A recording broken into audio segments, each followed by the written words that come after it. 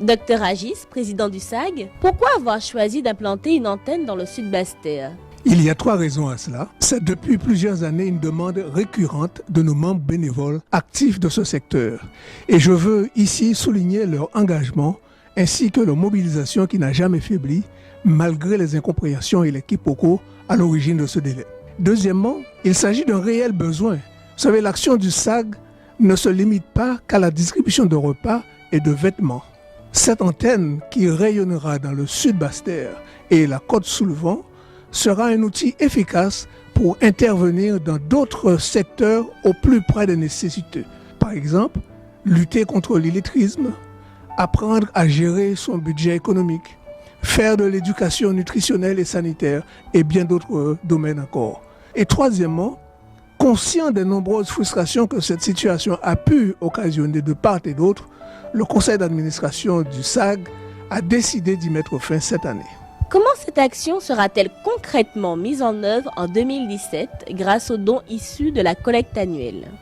En fait, pour éviter que les choses ne traînent trop en durée compte tenu de l'expérience des années précédentes, nous avons pris l'option d'acquérir un logement en kit de haute qualité et à faible coût.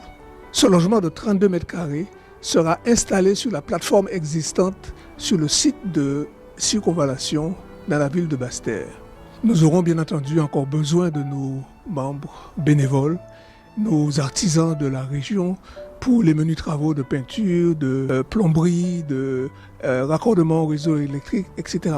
Le budget prévisionnel pour cette acquisition est de 37 000 euros. Cela correspond à 50% de l'objectif de la collecte annuelle 2017.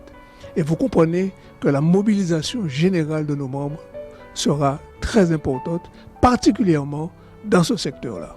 Jean Cajazo, responsable de secteur, qui en seront les bénéficiaires?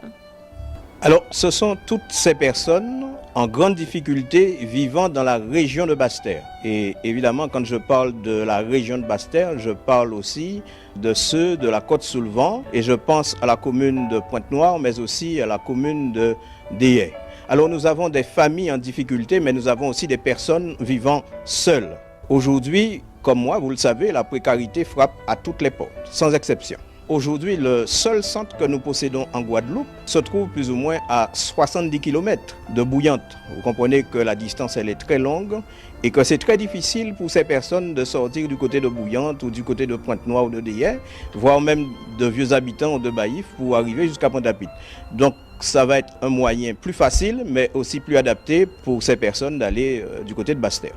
Alors s'agissant de projets, dans un premier temps, le lieu que nous voulons implanter du côté de Circonvallation Basse-Terre va servir de local pour permettre à ces personnes de venir retirer des vêtements, mais aussi de la nourriture. Dans un deuxième temps, ça servira aussi de possibilité à ces personnes de venir le samedi soir et de retirer de la nourriture, non seulement le samedi soir, mais aussi le dimanche midi. Et dans un troisième temps, nous voulons donner un cours d'alphabétisation pour ces personnes en grande difficulté.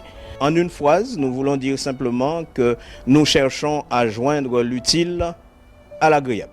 Nous demandons à tous ceux de la région de Basse-Terre de bien vouloir se mobiliser pour la collecte 2017, mais non seulement ceux de la Basse-Terre, mais tout le département de la Guadeloupe, tous les membres d'église, de se mobiliser pour que 2017 soit supérieur à 2016.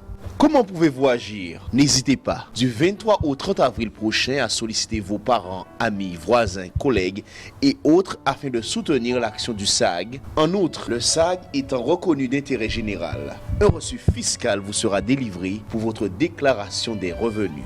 Cette année, l'objectif à atteindre est la somme de 65 000 euros pour la réalisation de 2 actions importantes. Organisation d'une antenne du Secours Adventiste Archipel Guadeloupe dans le secteur sud-ouest Basse-Terre et renforcement du projet de ferme thérapeutique en faveur des toxicomanes sevrés. D'avance, nous vous disons merci.